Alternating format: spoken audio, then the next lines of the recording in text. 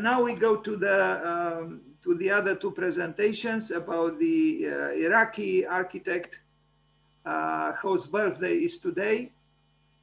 And I'm glad I have the chance to also talk about an architect who is not European, RIFAT Chadirji.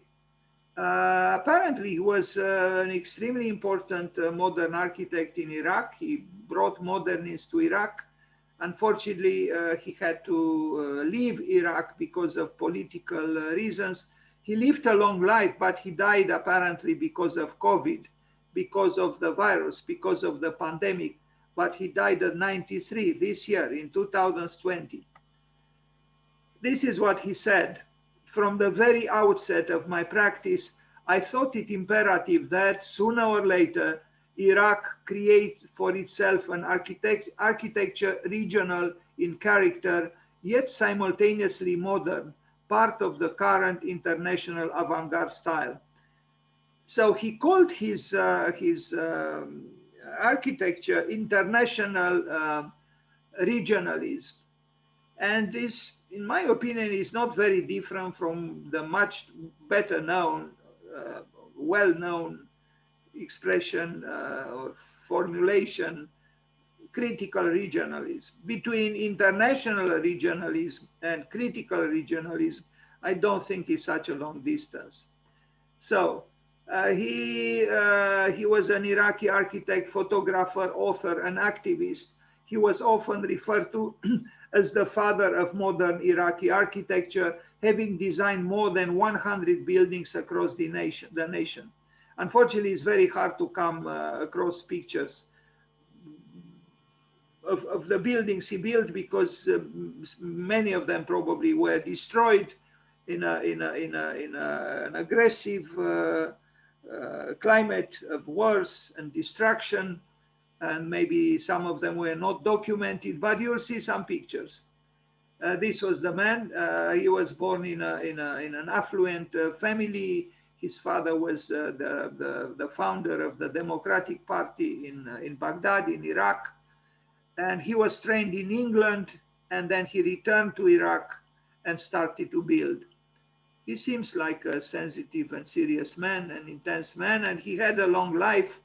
Unfortunately, the virus killed him at 93. Here he is, as a young, I guess, rebellious man. He was, I guess the picture was taken, I don't know, in the 60s or so. He looks like, almost from the hippie or the Beatles generation, the Beat generation. Anyway, some drawings by him. And in this case, I have many drawings to show because I discovered a site that archived many drawings from an exhibition that were shown.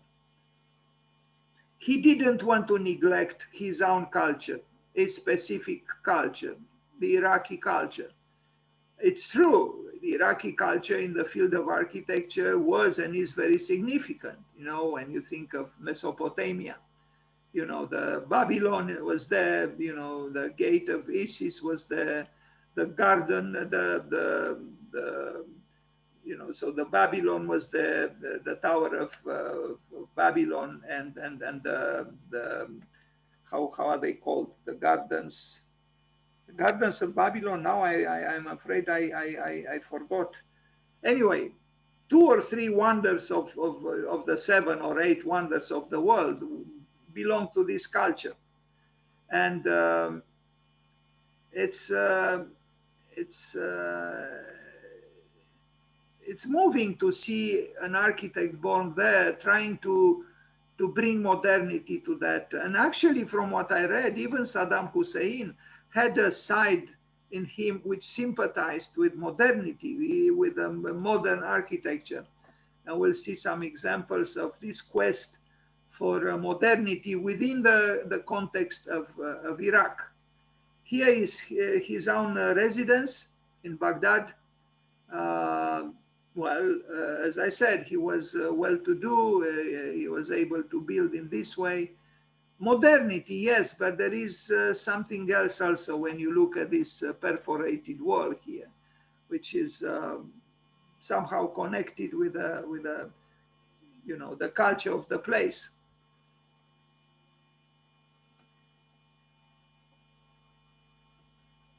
The Hamad residence, and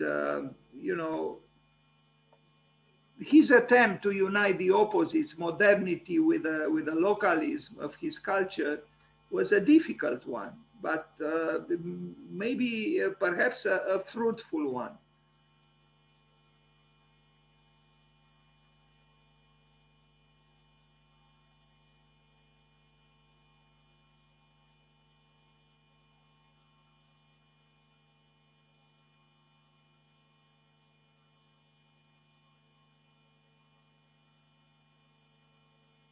Interesting plan. A large house, of course.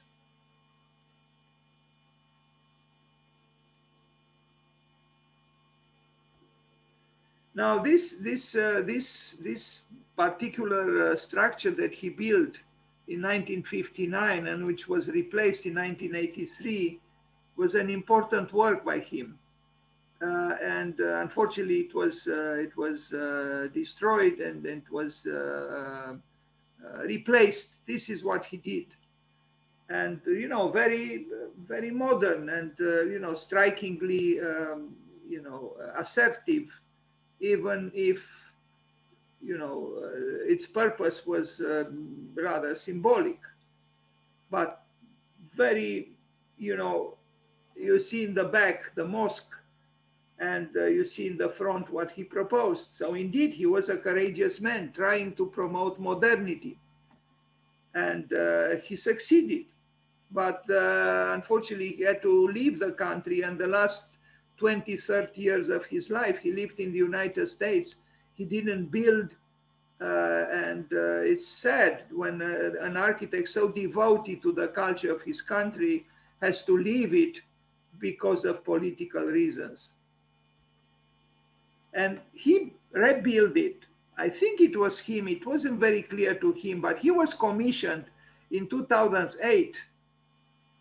He was already over 80 to rebuild the monument. And this is what he did. And this is what Baghdad has now. And this is interesting too. Maybe even more interesting than what he did before.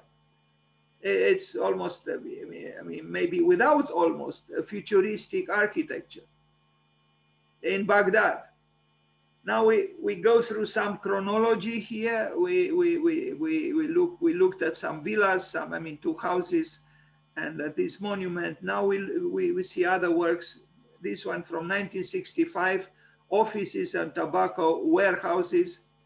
And you see, when you look at this picture, you realize that this must be somewhere in the Middle East or so. There is modernity, but there is also the dialogue with the local culture.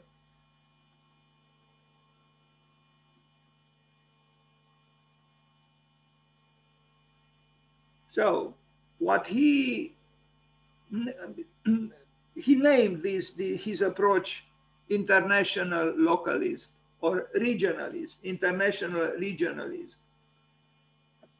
He sublimated references to the past of his own culture in interesting ways through here, and you'll see somehow similar details in another building or two.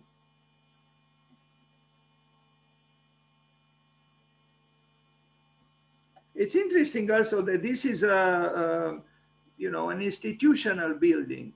It's a business building actually, but he's able to bring some domesticity to it. It looks so very different from office buildings all over the world. This is a building that has a certain level of intimacy and domesticity, although the program is, institutional. Now another villa, quite interesting, the Hamoud Villa in Baghdad.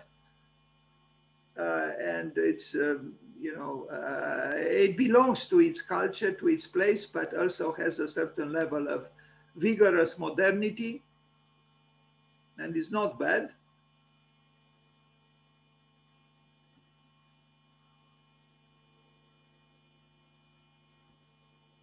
The national insurance company. Here I have some confusions because a building was destroyed by Mosul because in that building ISIS used to kill gay people in abhorrent ways. I mean, any killing is abhorrent, but you'll see actually a picture.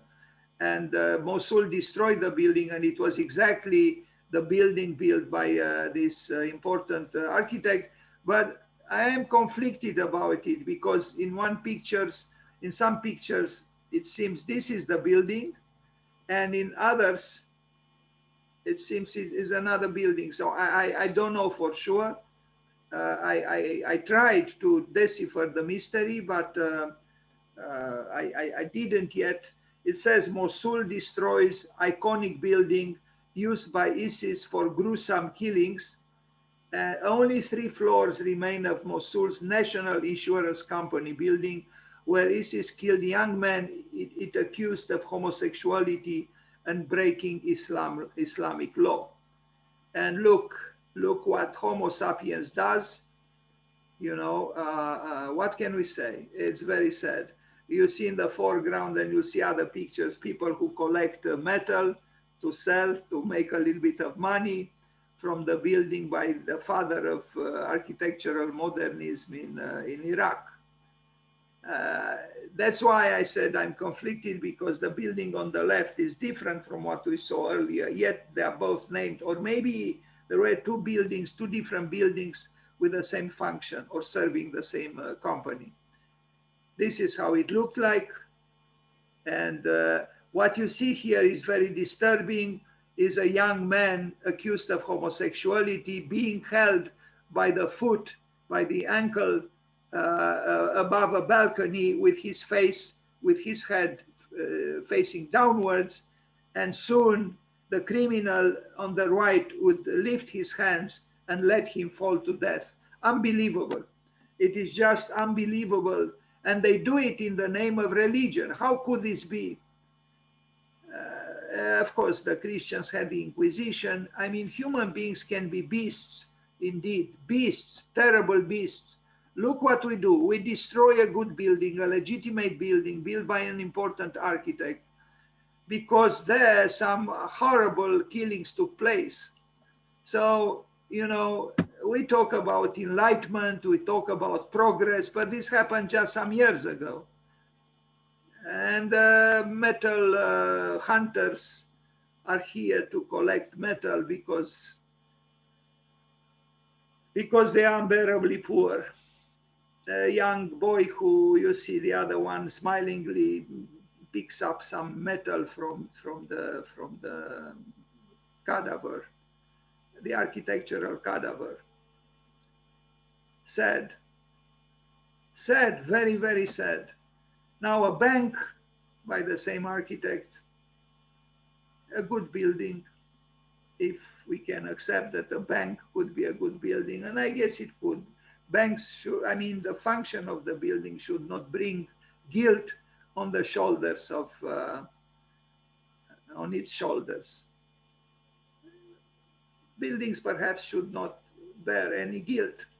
The Central Post Office, this is an important building by him from 1975. And, you know, it's local, it's from Iraq, but it's also, it has a level of modernity that is obvious.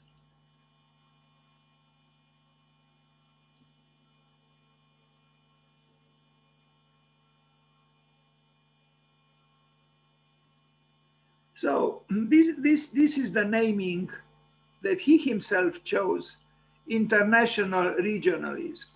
International because it attempted to be connected and to express modernism at large. And it is regionalism because the architect refused to not connect or not to attempt to connect with the culture of his place and time. This is the Federation of Industries building in Baghdad. And this is another building which I couldn't find out how it is called. It has this cylinder above this prismatic lower level corp or body, architectural body, is, you know, what can we say? Is it a masterpiece? Maybe not, but it does bring modernity to a place that perhaps needs it. And this is another building which I don't know what it is, a house, but I don't know how it is called. And I think this is the last image of this presentation, which needs some improvement. But I like this facade very much. It's, you know, almost Richardson-like, referring to one of the three forefathers of modern American architecture, but it is in Iraq.